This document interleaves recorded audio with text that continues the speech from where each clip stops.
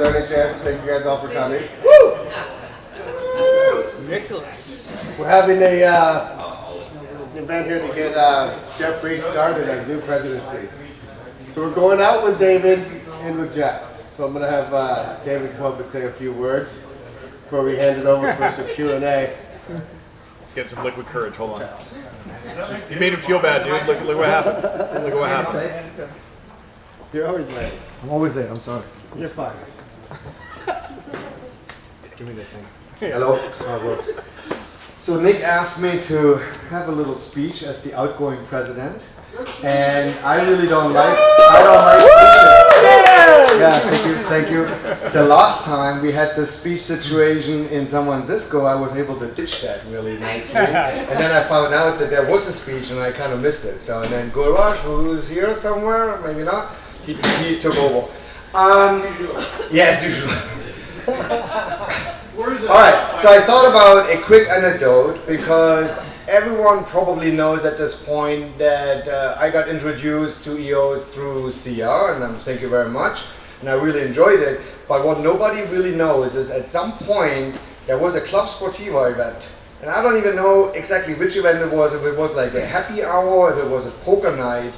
And I was on the edge of joining EO, and I wasn't really sure if that's something that I want to do. I just joined 2 weeks earlier Club Sportiva, and I remember, Jeff, you and I spoke, and I asked everybody, like, how long have you been with EO? Like, how long have you been with EO? I think Schwari said like 2-3 years, he was like 2-3 years, and then Jeff Reed came along, like 8-9 years, and I'm like, wow. You look like a really intelligent guy, good entrepreneur. If you stick around for 9 years, this is probably worth trying. So that is what really put me over the edge, and then I signed up for you. So that's the real truth. So in the spirit, I'm handing it over to you guys. Thank you.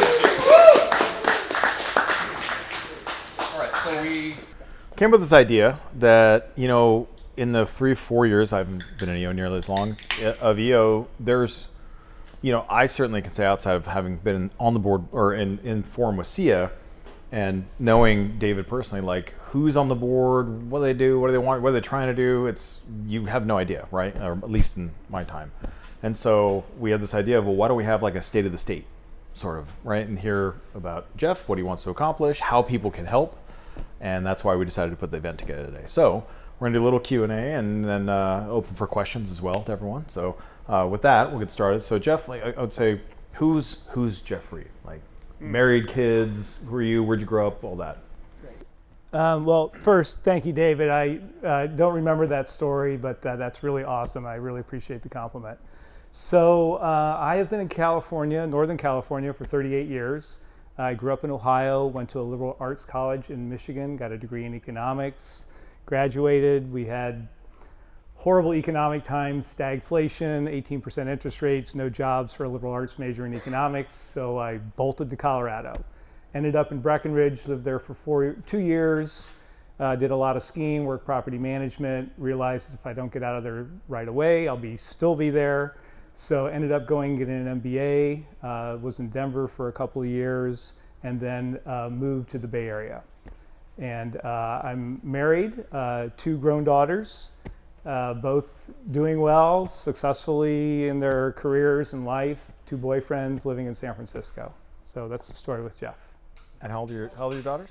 Megan is 31 and Catherine is 28. So very different kids, you know, very unique and in their own ways. One in education and the other one in tech. So just went into solar technology. So, and then how long have you been in EO and kind of have you been on the board before, or what positions have you held for today? So I've been in EO 11 years, 2 or 3 years after I met Dave. Yeah, exactly. So I was in membership probably about 6 or 7 years ago. I was there for a couple of years. My claim to fame is I recruited Sia to join. So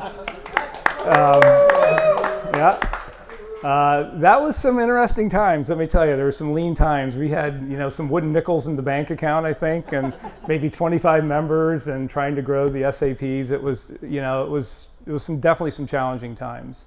But thanks to, you know, the past board presidents, J-Rad and Sia and David and, and the board, the chapter has now grown incredibly, up to whatever, high 60s, 67, 68 people. So the chapter is really thriving now. The last 2 years I've been in engagement on the board, and then, I don't know, a lot of people just started asking me, would you be interested in being the president? So, and I said, sure, well, here I am. So it's really an honor to be sitting in front of all of you. It's a true, a privilege to be part of this organization, and I have exciting plans for it. So we refer to him as El Presidente, right? So. No, that's fine. No, that's fine. You give it. So. Can you guys hear me okay? Yeah. All right. I didn't think I needed this, but somebody said I did. So. There we go. There you go, Nicholas. Let's hear it for the camera. Say again? We're mic'd up for the camera, so I think we'll be all right. So I'd say the next question is, what is your business? What is it you do? So, excuse me, I own a manufacturing company in Palo Alto. We manufacture an electrical component. It measures electrical current, accurate and precise measurements of electrical current. So anybody who needs to have that type of measurement would use our product. So that's a scientist, it's an electrical engineer, it's a physicist, it's a test technician. And so anybody who needs that accuracy and precision, we're very proud that we make something in Palo Alto. Somebody has to make something, right? So we're one of the few companies that still do, and there are not many people that make things in Palo Alto. What's the name of the company? Pearson Electronics. Pearson Electronics. Yeah. And I think I looked it up. Pearson Electronics is sort of like the Xerox of your industry, right? It's you guys are known as. Yeah, we have a brand. So there's electrical engineer trying to figure something out, like, I don't know how much current's going into this diode, to run this piece of semiconductor equipment, and they're kind of huddling, and they're like, well, we actually, our color is a green color. That's why you can see my green attire, and it's recognized. They'll say, oh, go get one of those green things, or go grab a Pearson. And so it's very well known in the industry. Pearson it. Yeah, exactly. Yeah, you never get fired if you use a Pearson. Yeah, okay. So that's what I tell people when people are negotiating on price with me. I'm like, if you want to go to the other company, think about your job security. And how long has the company been around?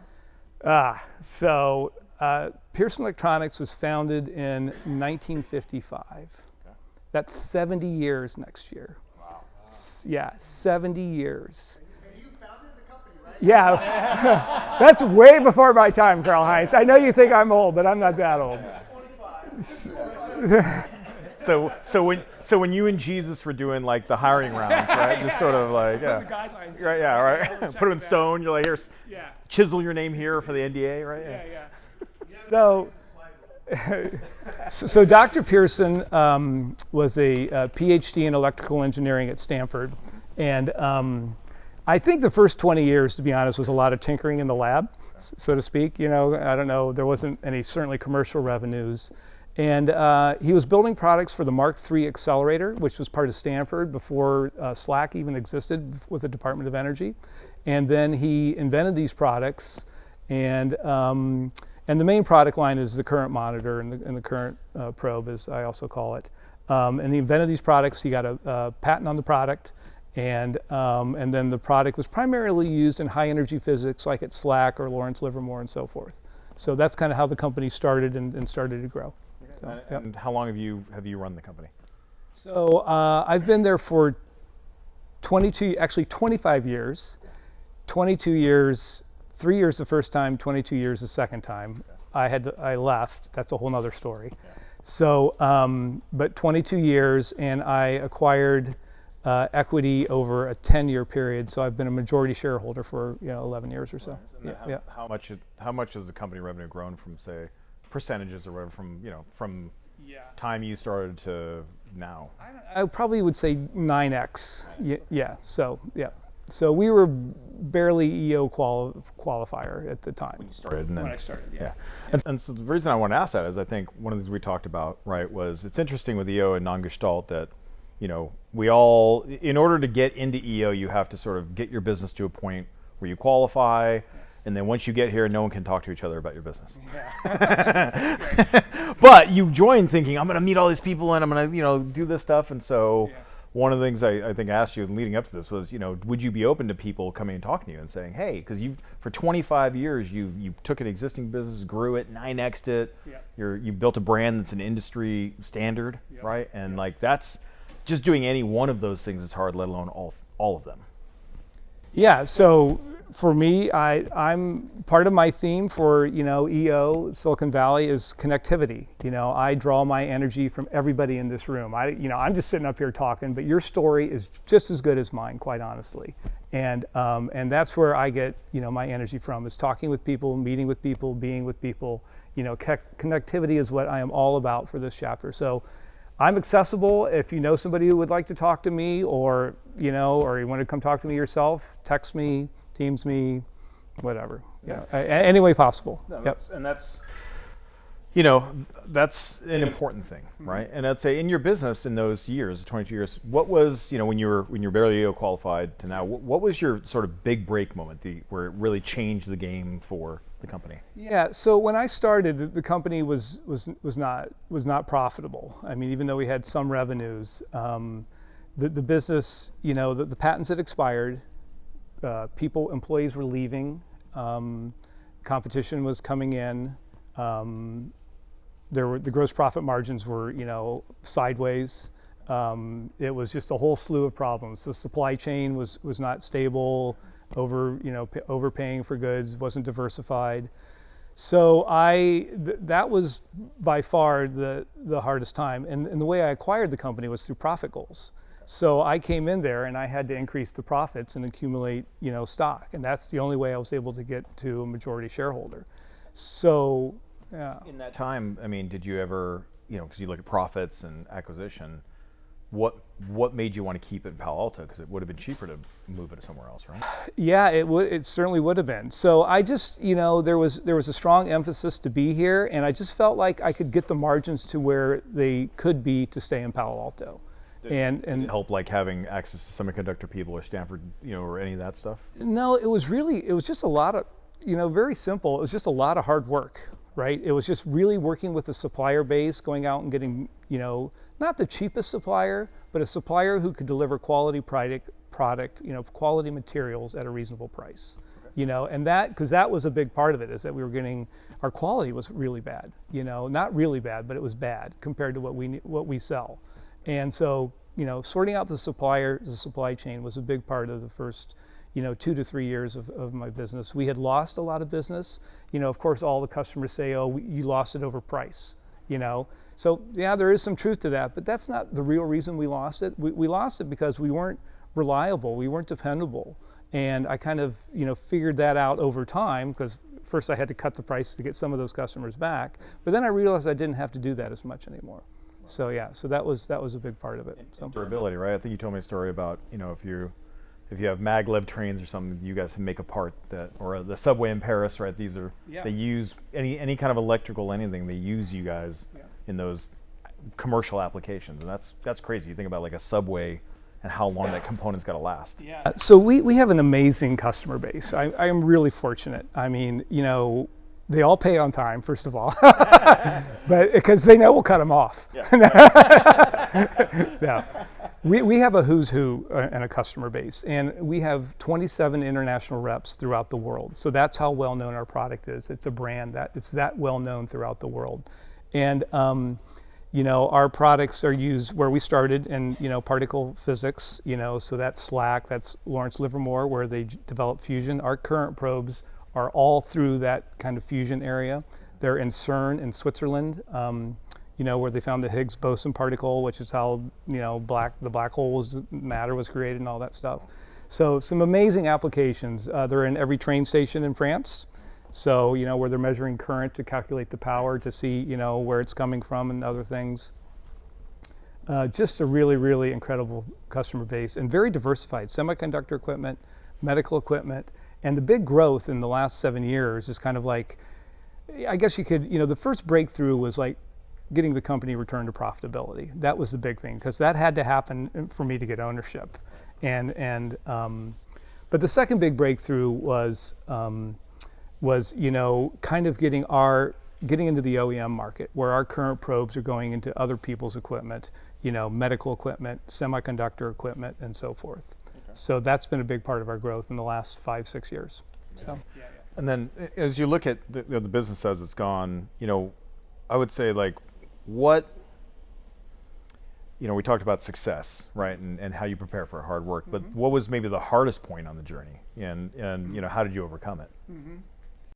Yeah, I think, there's no overnight success, right? I didn't say that, I just said that, but I've heard Steve Jobs say that. So many people have said that, and it's so true. I mean, those first 3 to 4 or 5 years were very, very lean years. And I was very, I left corporate America, consulting and finance, and, to go do this.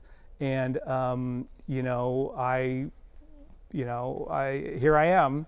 But there was times where I was, had doubts, and you never want to have doubts in business, as an entrepreneur. But, that was a challenging time. You don't? Yeah. There's a lot of doubts. Opportunities, right, Charlie? Yeah, so, don't let them become fear. That's the place you don't want to go with that. But that was probably the hardest and challenging time. I would say, the other time was maybe 7 years ago. I kind of, I accomplished my goals. I did it, I got to the majority shareholder, the business was running well, and I kind of lost interest in it, I didn't, I was just at one of those stages in life, and, and I really had to, and in parts to some of the stuff that I've seen in presentations at EO, is kind of realign my personal and professional goals. And that was a big change for me. And when I did that, I was thinking about, well, maybe I want to open up a wine shop, which is a great opportunity to do. I would really want to do that, but it wasn't in the cards for me. So when I realigned those goals and refocused myself, I think that was a big change, and that was an important thing. So yeah. So I would say, if someone were, one of the questions we had, if someone in EO wants to ask you for advice, having heard your amazing story, and sort of, I think when you start a company, right, you have all the equity, and then it's a game of, can you keep it, especially if you get funded and all this stuff. So it's interesting to hear from another perspective where you had to come in and earn it all as you went, right? So if somebody wanted to come and talk to you, like, what is the best way? I mean, obviously Slack, but to really come to you, if they say, hey, Jeff, I want to pick your brain, would like your advice, your help, like, how should they prepare to come to you, and what's the best way to come to you and get help? I think if you have a good understanding of what you want to do, or even if you don't, I mean, that's okay too. Ideas can be developed, for sure. I would say some sort of kind of, business, just some general ideas, even if you don't know specific. If you have specifically, it's easier. If you come in and you know exactly what you want to do, then you can really talk some specifics. But if you're talking in generalities, it's coming to you and say, hey, like, I want to pick you. So would you like to be specific, or are you saying, oh, I'm open for just conversations? Like, what's the best way to do that? Yeah, I would say that I'm open to the conversation regardless, right? Whatever, I'm approachable from many standpoints. I've met a handful of people for whatever reason, this connectivity thing is like really resonating with me, and I've been meeting other people outside of EO who I've kind of met through EO, and I'm having coffee with them, and one person's raising money to go buy a company, and she actually was at the event that we put on here. I can't remember it right now. And then I found out she wanted to buy my company. So I was like, well, it's not for sale, but but it was kind of an interesting turn of events. I was like, oh, okay. So that's why you add a zero to the end. yeah. So how much money do you have now? So, but no, but it was just kind of neat, and I still keep in touch with her. She's a really nice person. So yeah. Wait, does it help if they sort of bring wine? Yeah, for sure. Donate wine to you? Yeah, exactly. It definitely helps. So no. I mean, I just like do it. I enjoy people, and I draw my energy from people. So changing gears a little bit, but wine's going to be a part of that journey, right? So as you're president, right? You're going to be president for the next 18 months ish, right? One of the things we want to bring up for everyone. So what, with connectivity and some of the ideas, what do you want to accomplish as president, and how can we help? So that's great. So I want to do more of this. I want to be out with people. I want to see more people. I want to be in touch with people. I want to spend more time with you. And I want to, we're talking about how to, I want to enrich the chapter so it's a better experience for all of us. So that means bringing in quality members. And also, what we want to do is, and we need your help, quite honestly, right? We have an incredible board. We have 10 or 11 people on the board. We're starting an accelerator program. That's another way to connect with people. That'll help us grow. I mean, and that's a really rewarding process, is, working with people, starting their, growing their business, kind of like what we're talking about. Yeah. And along that same line, it's a lot of board members, right? Because some we have two people in chairs, right? And we're really trying to grow and change that culture. Yeah. If those who came were to go back out and talk to other EOers in our chapter, I would say how would you want people to engage? Because I think for me in my journey in the last 4 years, there's a board and there's people, but like I don't know how I can help, right? And yes, I think we all own companies, we're all entrepreneurs, we're all solving 11 million challenges a day, and I think you said it best in one of the board meetings, like EO people are master problem solvers, right? Even if we have to roll grenades in our own backyards, blow shit up, and then try and solve our own problems weirdly sometimes, but like, so before we start encouraging people to do that to us, that's why I was saying how, is there a specific couple of like accelerator, but are there other areas where you say, hey, please help here, or we're looking for, stuff there? Yeah, I think I said this earlier, we all have a great, incredible story to tell, right? And so share that story with fellow entrepreneurs, other people. And if you want to come and, be part of the board or part of a committee, that's another opportunity to do it. But we're going to, what the plan is we have some amazing lists, not to get into too many details about the tactical approach to it, but we're going to try to bring more people into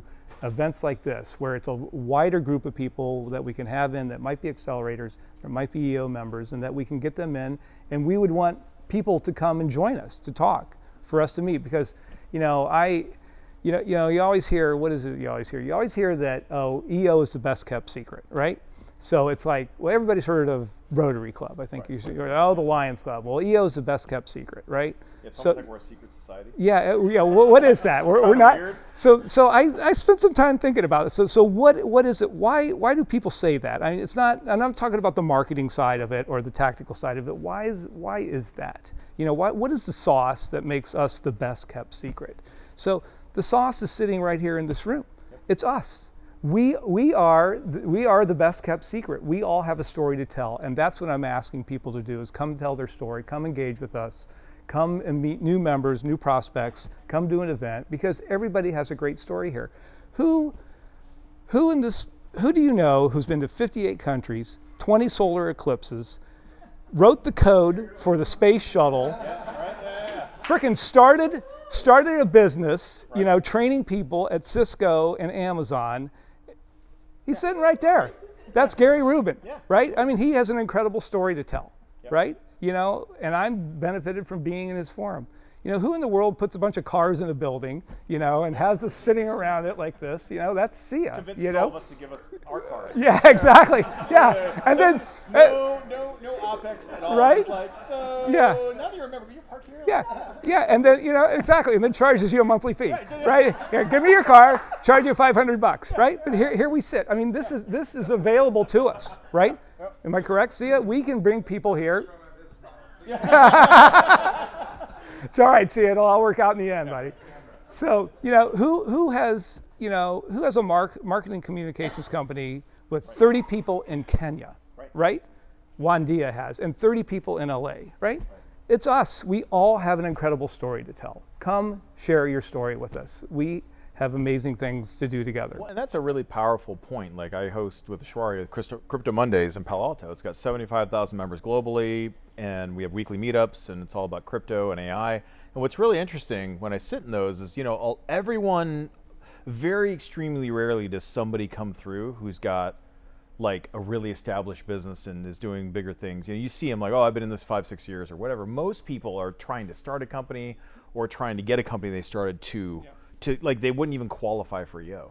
And so if an EOer came through, it would be like a seismic event, because you'd see all these people like, yes, they're talking about the newest, greatest, crypto toaster they invented or whatever, but like to put a business together to qualify for EO and beyond, and then we walk around very silently, right? In some ways, yet in Silicon Valley, in some of these rooms, you're the shark, like you're the whale in the room, and because a lot of these guys are 250,000, 500,000, not even close to $1 million, and they've been at it 2-3 years. And I always, so when I sit down and Ashwari and I sit down sometimes and talk to these guys, a lot of the advice isn't necessarily that they're asked for us, is not really like, how do I be better technically at something? So I assume like you're good at what you do, but it's really like business basic stuff, like how do you fundraise? How do you not get robbed? How do you have legal? Why does legal matter?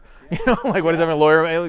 It's insane. But there are things that we have all solved sort of on the way to being able to sit in this room, and it matters a lot. Yeah, how do you run a profitable business? Getting positive cash flow, gross profit margins, covering your fixed costs. Well, yeah, right. Running a business where you make something, I mean, those margins matter. Yeah, exactly. And I was fortunate that I had that background coming from, my education in corporate America. So that's where I dove into. That's where I latched onto. That's why it was a good fit for me. That's probably why I prevailed. There's another side of me that really kind of kept me in entrepreneurship, just for sharing, is that, I saw back in Ohio, I saw my grandfather start a company that was a very small machine shop, right? My uncle took it over when my grandfather passed away, and he grew it into a larger company that made these TV rotators. Probably nobody knows what they are except Gary.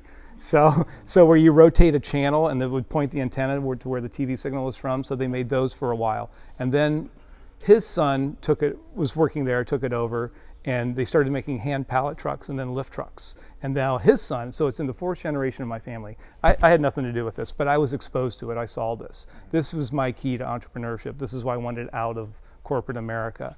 And I was recruited there to work there, but this company has been incredibly successful and is still privately held. It's a multinational manufacturing company with plants all over the world. That has really influenced me today to, connect, to be part, and to be an entrepreneur. Yeah. So that was a big influence to me. So. Yeah.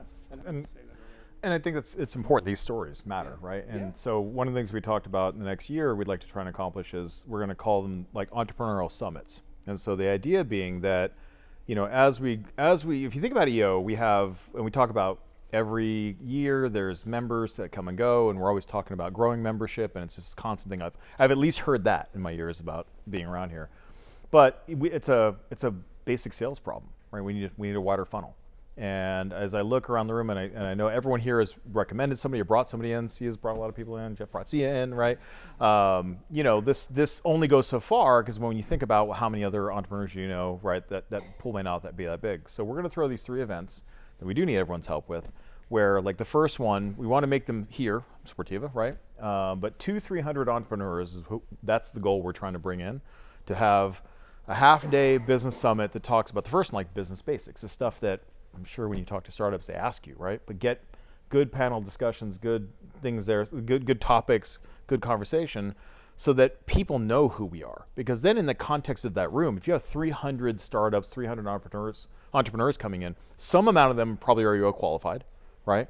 Some amount of them definitely can use the accelerator program we're building. And then other amounts, they may come and just say, I just started. Like, I don't even know how to get to 250, right? But in that entire ecosystem, now, okay, well then you're at the top. You EOers are like, no, hold on, like you've made it past some of those points. And so we're going to throw 3 of those this year.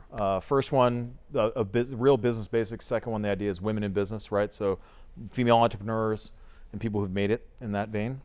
And the third one, sort of how to get acquired, right? What do you need to do for fundraising later? How do you do private equity? How do you exit? Sort of those. That's a theme, because in our entrepreneurial journey, like as we talked when we were on the golf course, I said, like nobody wins business.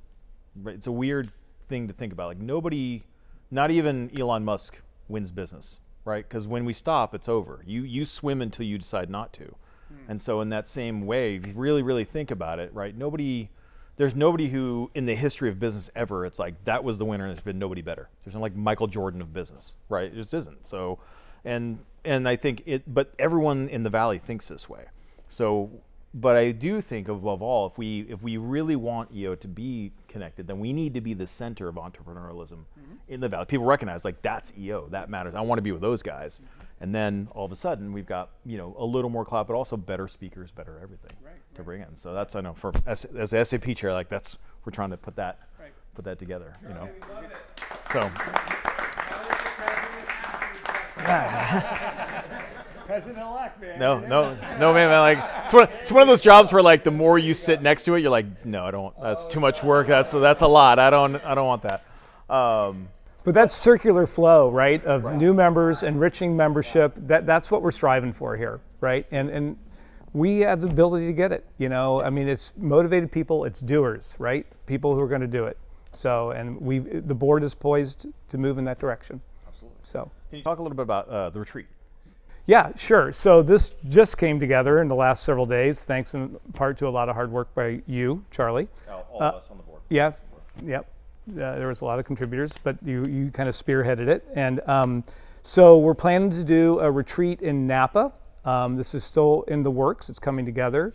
We're going to get up there Friday night, just kind of have like a little meet and greet, something simple, and then on Saturday do a wine tasting and other activities, hot air balloon. It will be family friendly. We're in the process of funding that through SAPs. It's not finalized yet, so this may be a pay-to-play sort of retreat, but we still think there's value in coming together, right? However this comes to be, I think people want to be together, and so that's going to come forward with that as well. So I don't want to... Pop-up wine shops, you can achieve your goal of owning a wine shop. I know, exactly. Talking to this gentleman over here. Right, so why don't you... Yeah, we will. I think drinking the wine gets in the way of owning the wine sometimes, so it's a little bit of a challenge. But with that, I do want to bring Greg over. So Melier with Greg here is one of our new SAPs for the chapter, right? I'm so jealous of you guys. I really want to be you. And so a couple of maybe give him the microphone. He's not mic. Well, you can speak. I think that's all right. A couple of things we're going to be doing with Greg over the next year. You're having all sorts of issues. Right? Newborn sleep deprived. Yeah.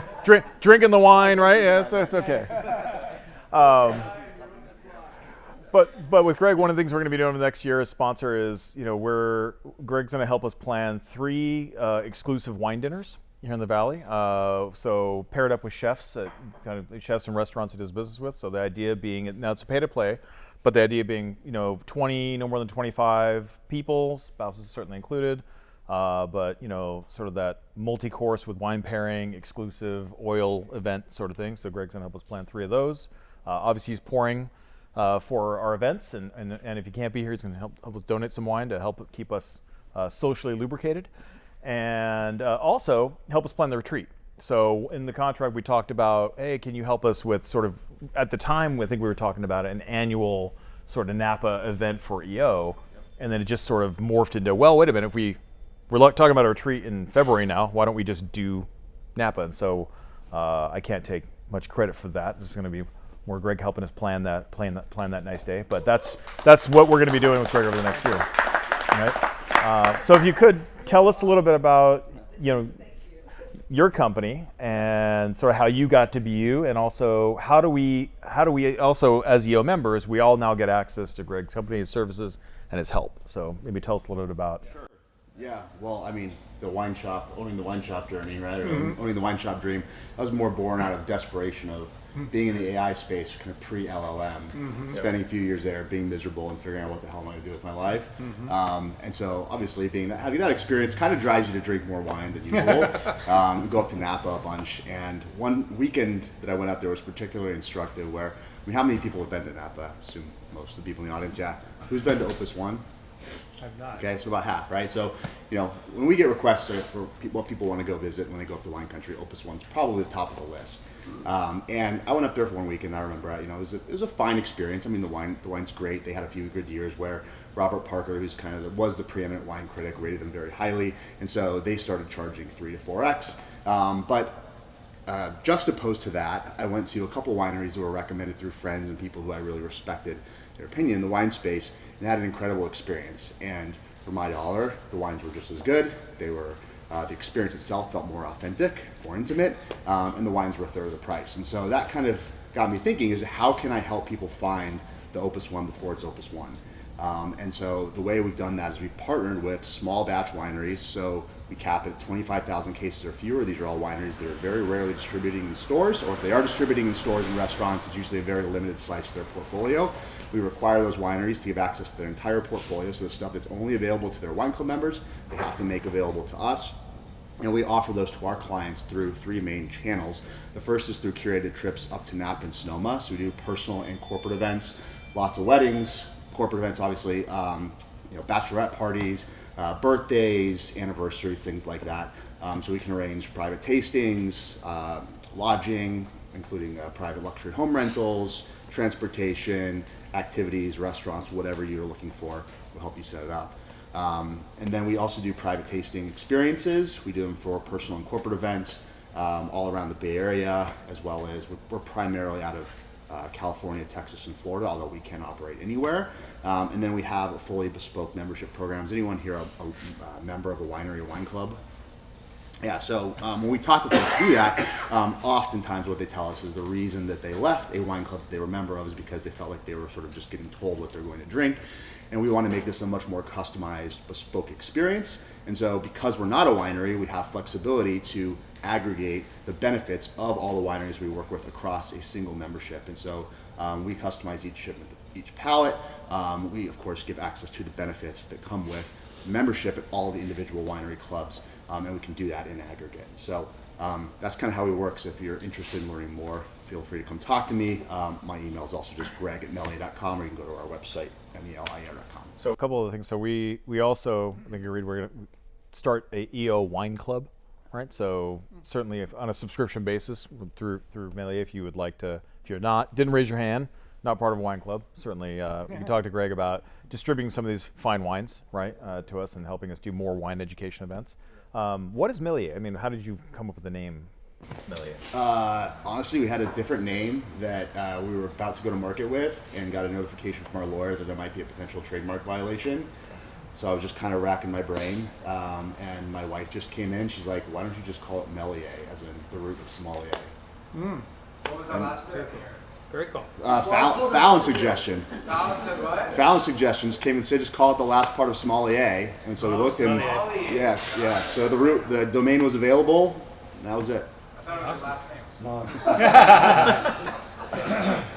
And your team, again, if people want to make arrangements, come up, you've got a team of people. You can call, email, they'll help you do all the things. Yep. Yeah. So we have a team that supports from an operational perspective. We have different sommeliers and folks that we work with around the country who can host a lot of the private tastings. And we also do give access to our portfolio of vintners. So if you want a winemaker or proprietor to host a private tasting for you, whether up in wine country or in your home or office, we can arrange that as well. So you're saying like private, if I have a different corporate event outside of this, I can call you guys and say, hey, can you help us with that portion of the event? Yeah, we did a lot of those during COVID, people trying to bribe people back to the office. But yes, yeah, do a lot of corporate events. Awesome. And then Leslie, and you also just had a baby, right? Yeah, So yeah, 2 months. 2 months old. Woo. So congratulations. New dad and he's here, right? Yeah. Thanks my coordination skills. A little sleep deprivation, okay. Right? The wine helps too. Yeah, it does. Absolutely. Okay, so and we're thinking potentially the retreat the weeks of May or last couple of first weeks of June. So we'll get a date out to everyone so we can start registering, getting going, and so with that, we'd like to open up questions. So questions from you guys. I know obviously we can all know each other too, so it's not like we don't. But go ahead. You're ready. Congratulations on your presidency. Thank you.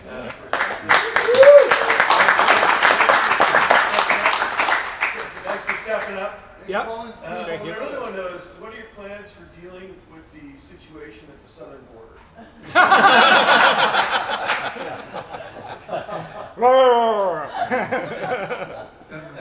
Oh, that's too good, Jay. We've got The northern border in San Francisco. Well, we've got like 4 chapters in LA, and they all seem to be. Yeah. Some people are calling it an invasion. Yeah, I know. Silicon Valley. We got one right here. Yeah, yeah. I have a real question. Leave it to Southern California, right? So. We had a mentorship program maybe 5 years ago. Yep. I'm told they always kind of fail. Is there any plans to do another one of those? We've talked about that. Our kind of focus is on the accelerator right now. There's nothing pending on mentorship, but it's not that, if the chapter, this is your chapter, right? Here we go.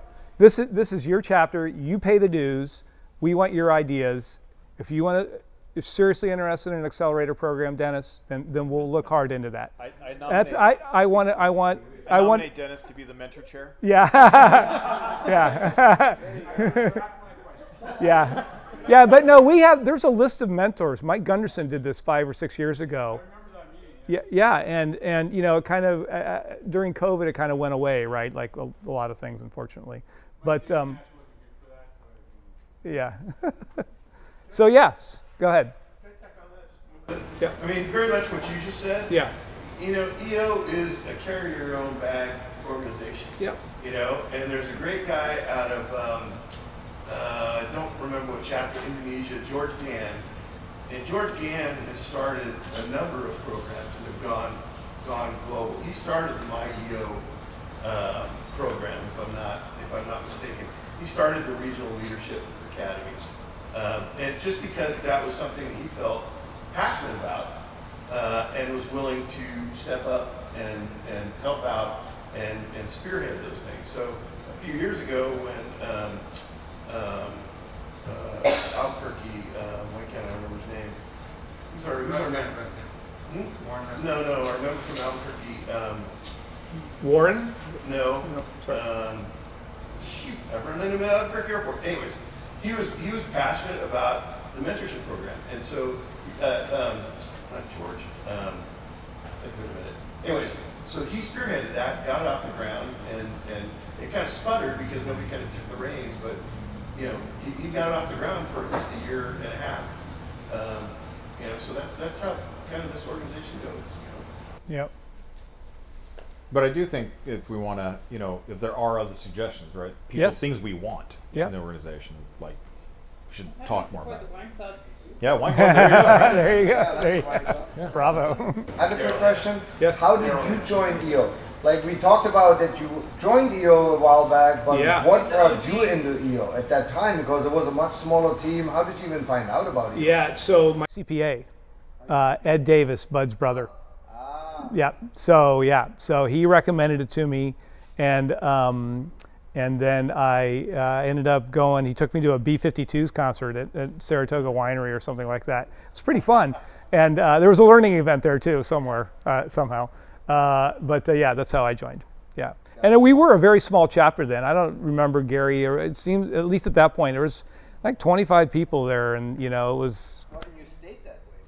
Yeah, and we stayed that way for a long time, and then that's why I said, thanks to J. Rad, Sia, yourself. That's the interesting part. And every time we travel the world, and you go to South Africa or Washington or something, like, oh, you're from Silicon Valley, like, wow. Yeah. And then it was such a small team. They're like, how many people are there? Like 200, 300? Like, no, like 60. And like, wow. They we're exclusive on massive. purpose. So we're very special, very, very special. Exactly. But we want to enrich the experience, and we want to keep it a quality experience too. So when you grow, you got to make sure you grow in the right way, right? I mean, you grow to enrich the experience of the existing membership. More and SAPs that want to be part of our world, right? I mean, that's what we want to do. It's a circular thing with the accelerator program. That's a lot of work. That's a really great program. It's supported by Global. Gabriel Padava is in charge of it. He came through the accelerator program, so he knows what he's doing. He's the perfect fit for it. He just sold his business. He's got some time on his hands, and he was here earlier but had to leave, but he's going to be great. And we've got somebody at Global already that I met at the university in Sydney, and she's really awesome. She's willing to support us also. So and we did a survey, and the chapter supports it. It's a great program, and they actually give advice in it. So it's very different than EO. So yes. Yeah. Wandio. Let's do Wandio first, and then Only because I want to tag on to Dave's question. What I find really special about being part of EO is you and being in the same forum, for example, with Gary. What did you, over the last 10 years, what has kept you, what has enriched your experience? Yeah, so I mean, this, right here, right now, and I mean, sure. I mean, I'm going to walk away with this, and I'm going to feel great. I feel great right now. I was really excited to do it. People kind of said I should be the president, and I was like, okay, but I really, I'm getting a lot from it, personally. I have more going on in my business right now than I've had in the last 5 years. It's a real shitstorm at my company. And I'm like, that's okay. I'm just taking on the adversity, and I'm just going with it. And, I feel pretty grounded. And I just enjoy being here with all of you. So, thank you, Jeff. Yeah. Thank you. Yeah. Hi, I'm Koki. I'm a potential member of Silicon Valley chapter. And I've been EO for 20 years. Wow. Awesome. And now EO Tokyo member. Yeah. And I have a question that different from other countries or other areas, Silicon Valley has a many community or program to support entrepreneurs. Yes. So there are many accelerator programs and alumni communities and connection with venture capitals. So what are the difference between EO community and other those kind of supporting communities? You want to take that, Charlie? Or Sia? Sia, do you want? Let's see it. My perspective, when you think about it, is EO is for cash flowing businesses in Silicon Valley. So for cash flowing, we make money. So not just your VCs, and not just your venture capital, not your typical startup, not your typical business in Silicon Valley that's looking for eyeballs and eventually selling to private equity or IPO or whatever. But actual money-making, businesses that go back to the fundamentals of business. And to piggyback off that, the ownership on startups in the Silicon Valley are structured where people start out and they get friends and family, seed round, Series A, and so forth, and then the founders are not now controlling the business. That's a little bit of a difference. So I think pretty much everybody here is organically grown or owned and held and grown versus going to outside investment. But there is a lot of competition for sure with respect to supporting companies and startup companies in the Valley. I think the difference is what he said, what I just said, and everybody else that's in here with their own businesses. I would also add that, because I've done several, on a couple other companies, I've done recently some incubators and worked with VCs and whatnot. I think the difference when you join an incubator, sometimes you join an incubator that's really about growth and development, and usually like if you're in crypto or AI, that's some company or somebody putting it on to help you adopt their product better, right? There's other incubators that are VC funded where they're really trying to shepherd you towards some revenue gates, if you will. I think those are fine from a growth business perspective. I would argue that the venture capital incubators, it's hard because you as an entrepreneur and what you're trying to do is somewhat at odds almost with what the VC wants out of it, right? And that can be a challenge. None of that relates to EO, in my opinion, right? Because EO, when you come in the door, everybody here owns a business, everyone has a challenge. And I find what we don't talk about in those incubators or those programs or some of the other things we do is the human side of owning a business. So what's it like to own a business and have a new baby? What's it like to own a business and have business partners? What's it like to get married, get a divorce? All those things that are sort of the behind the scenes pieces of you got to be a human, you got to live your life, and you own a company, and now you can't relate to 97% of everyone else, right? That's, I think, the magic of EO. But none of that stuff I just talked about ever comes up in any of those programs ever, almost like pathologically so, because no one wants to admit there might be problems. Because if you're in an incubator and you're VC funded and you're like, oh my God, my business partner and I are fighting and whatever, right? You're not going to tell your VC that, right? But you can tell your... Some of the events I've gone to, one of the reasons I really appreciate EO is it's very authentic. Yes. You feel like you go to a meetup with someone else and you can smell the bullshit. Where Yeah, love it. Just very authentic and it's real. Yeah, and I think that... And I appreciate that because that's what I'm looking for. I don't need somebody to say business is good and it's easy and all you have to do is, Yeah, just work hard or something. But yeah, work hard. Everyone works hard. But to that point, I think, right, it's refreshing to hear from other business owners when things aren't going well, because of course, nothing always is awesome, right? And we're humans and we have lives and we have kids and we have families and we whatever, right? And so I think, but I never ever in probably last 3 years, probably 200 plus events and different things I've gone to, have I ever had any even 10% of the transparency you'd get in an EO sort of meeting. When you go out these doors, everyone's awesome, they're killing it, they're all gonna be billionaires. That's it. And you're like, okay, right? Sure, right? Weren't you crying 5 minutes ago? Yeah, no, it's allergies. I'm fine, right? So, yeah. All right, well, sorry, more questions, sorry. What are the goals for membership this year? 100 members, 150 members? Yeah, so we're going to queue those up in the upcoming, the goal this year I think is 85, is that right? Does that sound, where's Garage? Yeah, right, yeah, right. But there's some secret sauce, maybe we can crush the number. Yeah, and once again, this is not going to happen overnight, right? We're going to build this pipeline. It's going to be, something that can continue on. That'll be, that's not going to, when this board leaves, it's going to keep going, right? something that'll evolve over time. And it's just going to take time. And I think you'll see some real growth relatively soon, but I think you'll even see more growth in the first half of the fiscal year, which starts July 1. So what? Well, I'm going to push for Carl Hines to do a Sharks game and for Earthquakes. Yeah. Earthquakes. Well, we are doing an earthquake scam. I'm trying to lock down the date. It's going to happen this. You can still see the schedule. So guys, we had Ruben was our learning chair, 2 years ago now? 3. I think. That was Yeah, awesome. end of COVID, I think. Super busy, but you were nice enough to say, yes, I'll step up for that. And we had some awesome events, so thank you for that. It was Yeah, fun. like the Thank you. very first meeting at the early summer, you already had a calendar of every event. I'm like, holy crap. I'm just here with my blank pad and pencil. What is this?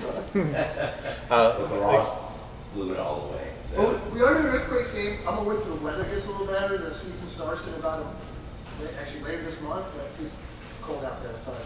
Well, let's throw in Nick's name. Nick is doing an awesome job. Yeah. It's been a really good. Get up and talk to everybody. Like He waves it off. I had enough on Thursday. I think Linda had a question. So Jeff, you've mentioned that you have served on the board for a number of different positions. And being on the board for Silicon Valley is a volunteer position. What brings you back to being on the board? Yeah, I mean, I think it's the same theme, Linda, is that being with, part of this group and, and leading this group, and just, I mean, actually having a lot of smart people around me, smarter than me, and we want to recruit more people to the board, for future roles. And so if you're interested, please come talk to me or whoever that chair might be or whatever you're interested in, be it learning or forum, or membership or presidency or what have you. But we're trying to recruit new members to the board for sure. And it's a dynamic group, and we're gonna, do a lot of great things for our chapter. So. Well, thank you again for. Thank you guys. Thank you. And thank you to Greg for the watch. We really appreciate it. Yeah, Greg coming down.